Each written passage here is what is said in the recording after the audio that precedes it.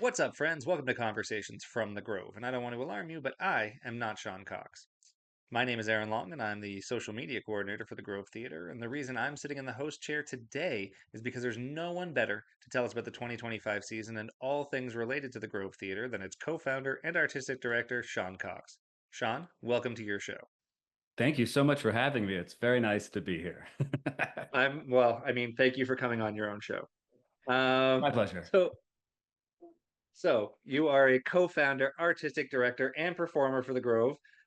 So I think my first thing that I want to hear from you is the Coles Notes fastest version possible of how the Grove came to be. It's a long story, but see what you can do at getting it down just for those who haven't heard this yet.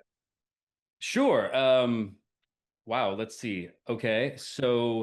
Um, so the whole idea was there were a handful of kind of founders and people that had the sort of concept of it. It all started with the idea of it came from the downtown revitalization project, and it was the idea of how could we bring more art to Fenland Falls.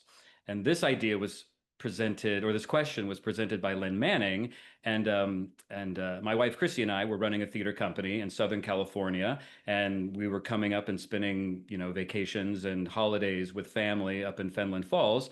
And so we just happened to be around when this question was asked. And of course, we said, well, we're theater folks, so what we would do, we would, build a theater, and that's a fantastic way to bring art to the community. And so that sort of got a few people really excited about the idea. And Tim, a co-founder, had experience in the theater as well, and so he came on board. And so the idea became about, well, what if we could sort of bring theater to Fenland Falls, and not just build a theater, but to sort of, create a festival. And what if we could turn it into a theater town? Stratford has been an example that's always come up because it's very special, and it's in this beautiful, beautiful area. But as Tim likes to say, it was a farming community that was struggling 50 years ago. And Stratford, the festival, started in a tent. It was very, very simple, and it's grown. And over time, when you go there, between the shops and the restaurants and the hotels, and the festival, of course, has grown as well. It's this incredible town. It's beautiful. And a lot of that really comes from this festival that sort of that was built up over the years. And so this group came together, and we sort of thought, well, if we could get some funding and sort of find a location and build an outdoor amphitheater, that would get the ball rolling. And so it was really just kind of meetings and an idea of wouldn't that be nice? But then with a core group, we started meeting and applying for grants and sort of talking about how this would happen. And a handful of years ago, that would have been in 2019, we got a grant and we got some funding that allowed us to sort of carve out and create the Grove Theater. And we had looked at a couple different spots in town, and Tim had found this location, and he took and he showed it to me during the winter, and so I didn't really see it. I was like, I just saw trees and snow, and but he had it all mapped out as far as like where the stage would be, and we would have sort of this entrance over here, and the audience would look down, and it sounded like it would work, and it did. And so during the pandemic, really when everything shut down was when the venue itself was carved out and when it was built, and it happened because of the community, because of the support of the folks here in Fenland Falls that wanted to see it happen. Amazing. And now I guess we're at a point where like the rest is history. The rest, the rest is history. But it's incredible how like it started as this sort of fantasy project of wouldn't this be nice? But once the ball really started rolling, it is we have built up speed and momentum and support. And so, like building it through the pandemic was pretty remarkable that we were able to make that happen. And once theaters started to open, we were one of the first that could bring in an audience because we were an outdoor venue. And so in late summer, we opened it to a handful of guest artists, and Colin Mockery and Deb McGrath opened the show as our headliners. And since then, every season has just grown and has built on top of what we've created the year before. So we're growing quickly and a lot each year. So speaking of the seasons growing and getting bigger, what does the community have in store for this year from the Grove? So this season at the Grove is it's great. I'm really excited about it. We've got the company is arriving next week. We're going into rehearsals, but the material that the artists are going to be working on and that the audiences are going to be able to come and see is really incredible. It's incredible material. And the whole concept came out of Buddy Holly, the Buddy Holly story, which is one of my favorite shows.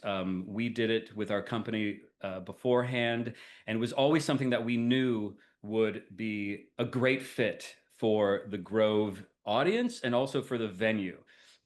And so the season is really built on Buddy Holly, and it's the idea that the season is very much about musicians that have broken the mold, that have left a lasting impression, and have dared to be different, and have become incredibly popular. So that this is all music that everybody knows, that kids know, their grandparents knows, and so it all started with Buddy, and then sort of we built on this tribute concert series on top of that.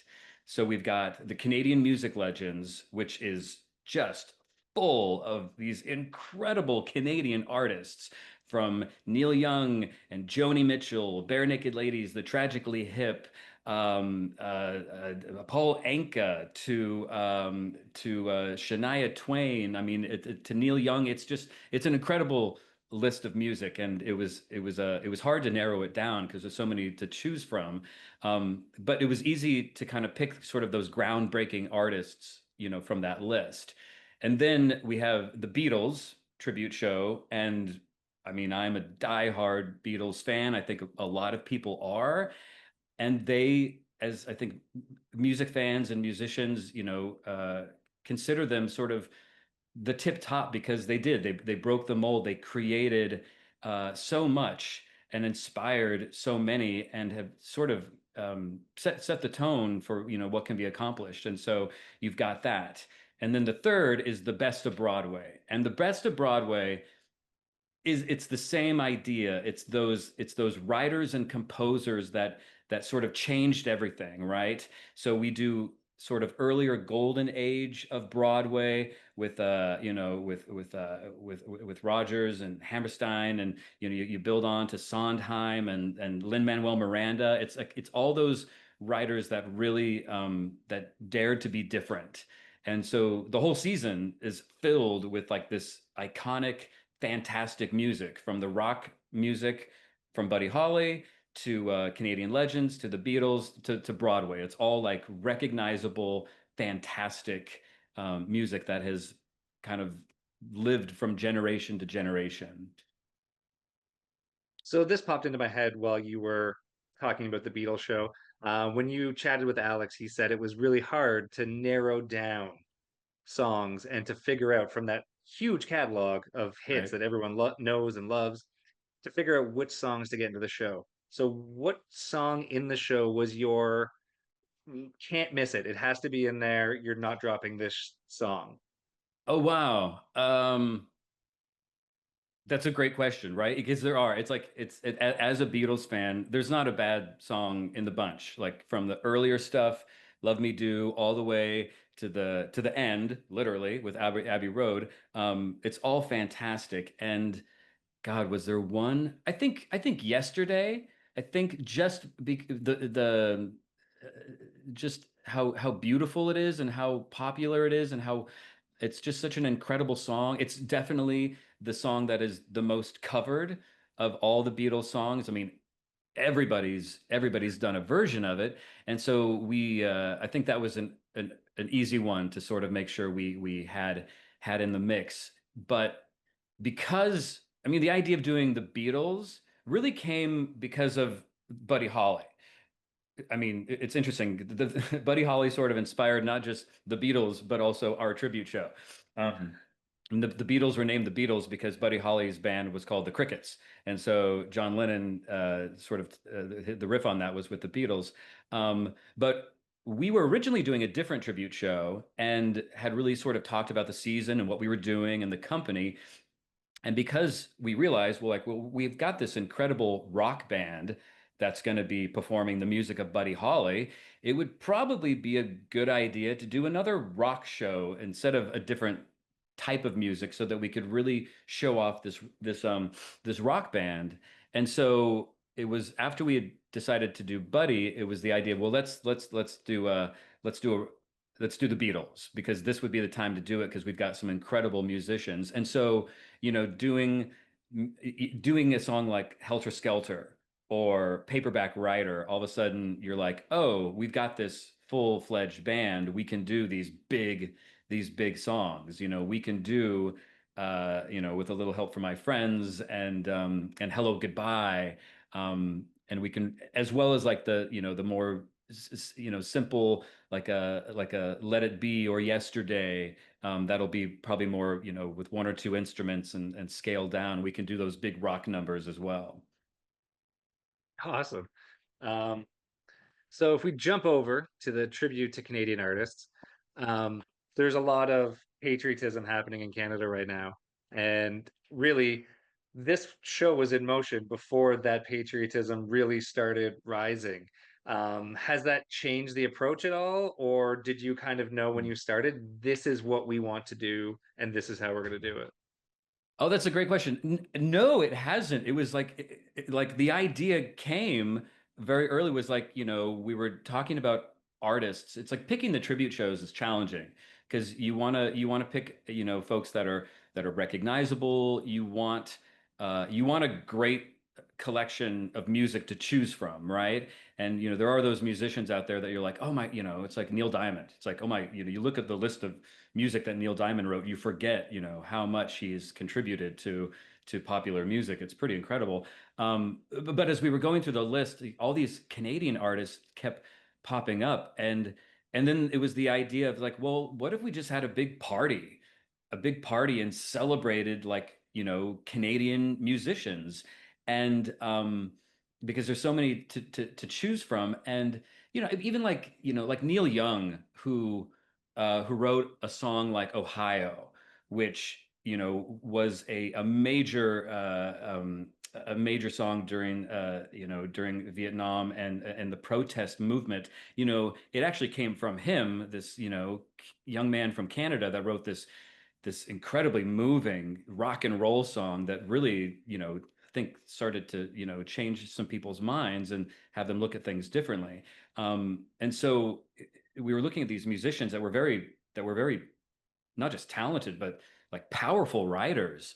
And so it was really we got all excited about the idea of doing this. And then yes, as things have developed over the past 6 months or so, it just seems like really great timing to sort of celebrate these artists and this music. And the show itself, it's not just a love letter, but it'll be a big party. It's all upbeat, recognizable, fun music, but like the design of it is very patriotic. It's very, red and white, and as far as the costumes and the set and all that.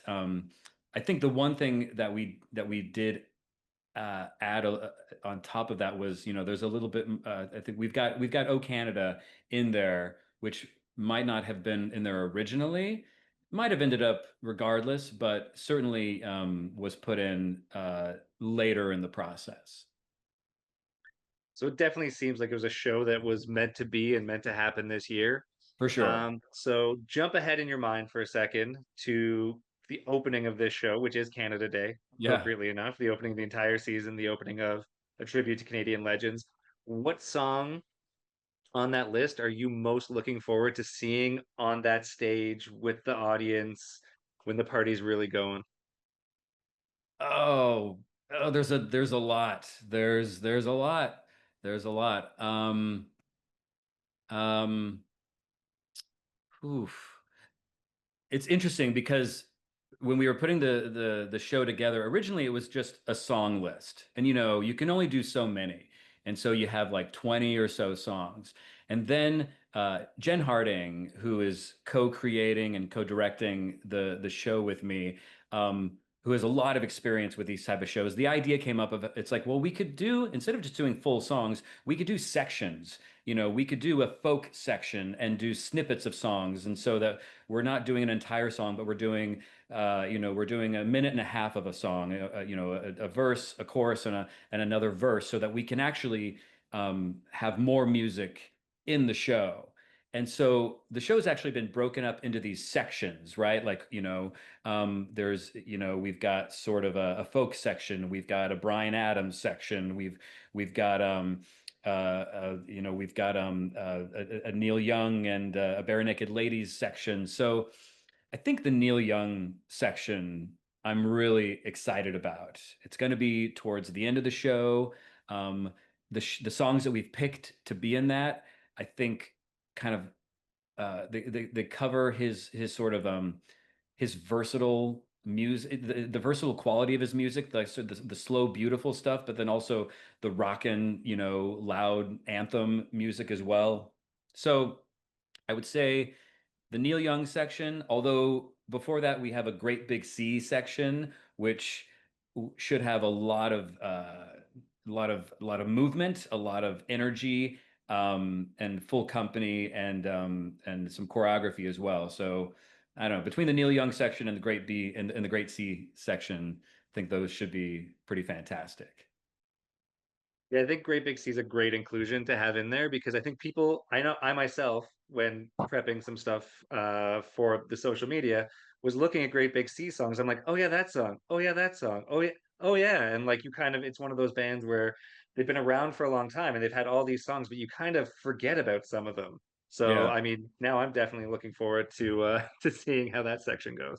Yeah, and the other thing about them and all the songs that we've picked is that there's an element of wanting people to sing along, right? And the Great Big Sea stuff is very much inspiring, sort of that everybody stand up and sing along quality with them. So it should be a ton of fun. I mean, all this music, I think, is going to be familiar for the most part. There might be one or two that might not be as familiar as others, but music's got that thing, right? To sort of to trigger memories. There's a Joni Mitchell song that whenever it comes up, I'm like, oh my God, I remember the first time I heard this song when I was in art school, and it sort of it really affected me, and I became an instant fan. So I'm hoping that all this music is sort of inspiring and triggering for folks, and sort of for their memories. It should be fun.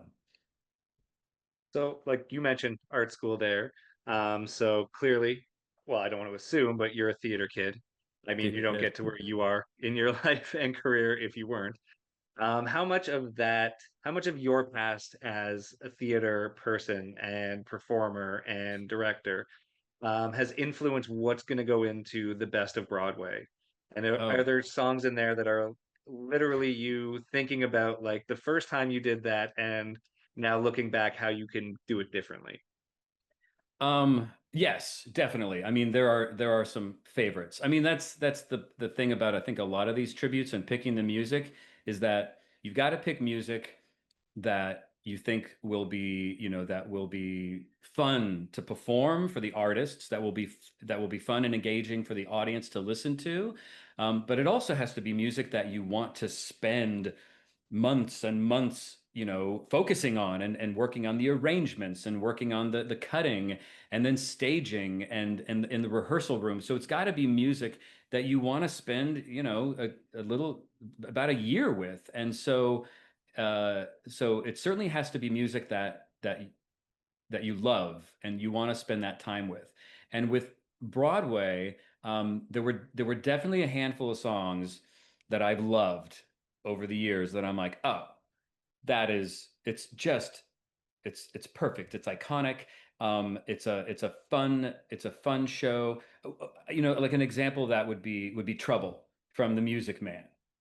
Man, I mean, from knowing the movie when I was a kid to doing a production of it, when I was in my early 30s, that song is not just fun for the actors on stage, but it's fun for the audience. It's a great acting piece for the lead actor and singer in that part. Um, and that was one that I'm like, well, that will be great fun to stage because we can bring out the entire company. We can sort of, we instead of just doing a concert, and I think that's the thing about the Broadway show, instead of just doing kind of a concert, we can sort of recreate these moments from these musicals. And so, we've got choreography, we've got staging. You don't have to worry so much about costumes or anything like that. But for a song like that, you can have everybody moving around and add the choreography. And that's a number that builds and is just, erupts with the entire town with Harold Hill's excitement. So that's a song I think that was an early one that I really wanted to add to it. But all of it was the idea of picking songs that people were familiar with. And there is this idea that I really hope people will sing along with the ensemble numbers. Like we've got plenty of solos and there's some duets, but there are a handful of ensemble chorus numbers that I really hope that the audience sings along with. And Trouble's one of them. There's a few of them in there, yeah. There's absolutely no doubt that the Best of Broadway is going to be an incredible night of theater. You can get tickets for it at grovetheater.ca, where you can also grab your tickets for Buddy, the Buddy Holly story, and our tributes to the Beatles and Canadian legends. Join us back here next week for part two of our interview with Sean Cox. Until then, see you at the Grove.